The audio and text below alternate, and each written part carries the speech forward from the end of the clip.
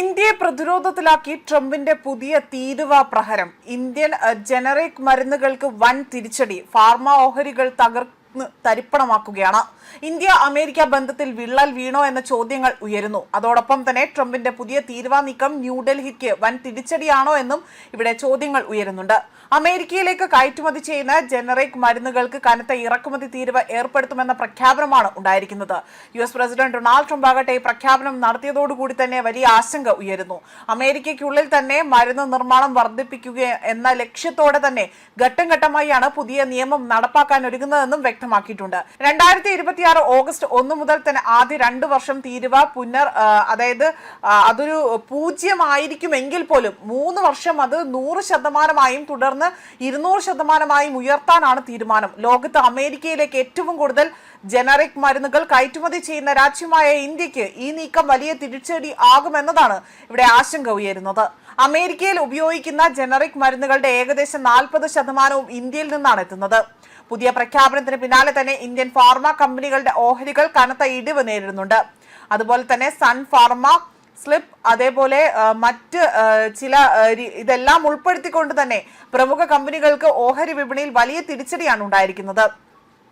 American വിപണിയെ ആശ്രയിക്കുന്ന Indian pharma വ്യവസായത്തിന് ട്രംപിന്റെ പുതിയ നയം ദീർഘകാല പ്രത്യാഘാതങ്ങൾ സൃഷ്ടിച്ചേക്കാം എന്ന ആശങ്കയും ഇവിടെ വിപണിയിൽ നിക്ഷേപകരും ഇവിടെ ഉയർത്തിക്കാട്ടുന്നുണ്ട്. എന്നാൽ ട്രംപ് എന്താണ് പറഞ്ഞത് എന്നതാണ് ഇവിടെ എല്ലാവരും ചോദിക്കുന്നത്. സ്വന്തം സാമൂഹിക മാധ്യമമായ ട്രൂത്ത് സോഷ്യലിലൂടെയാണ് അദ്ദേഹം ഇക്കാര്യങ്ങൾ, അതായത് അദ്ദേഹത്തിന്റെ പുതിയ പ്രഖ്യാപനം നടത്തിയിരിക്കുന്നത്.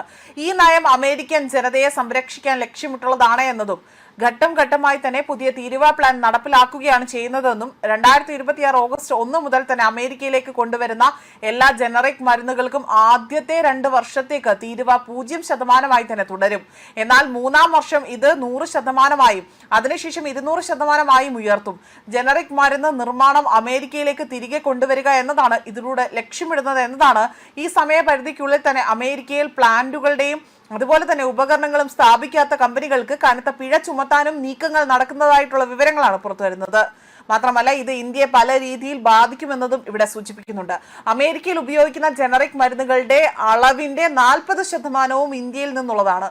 Global trade research institute report പ്രകാരം തന്നെ 2024-25 സാമ്പത്തിക വർഷത്തിൽ ഇന്ത്യ $970 കോടി മരുന്നുകളാണ് അമേരിക്കയിലേക്ക് കയറ്റുമതി ചെയ്യുന്നത്.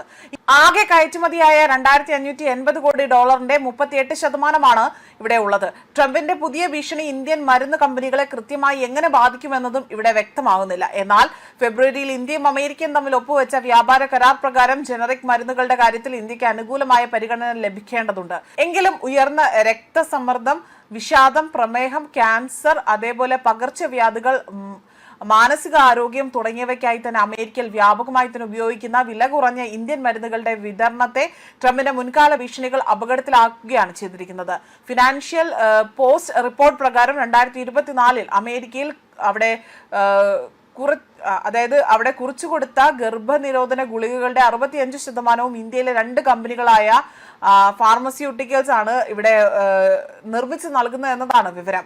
അത് മാത്രമല്ല ഈ ഒരു പുതിയ പ്രഖ്യാപനം ഇപ്പോൾ ഓഹരി വിപണിയിൽ വലിയൊരു തകർച്ചയാണ് സൃഷ്ടിച്ചിരിക്കുന്നത്.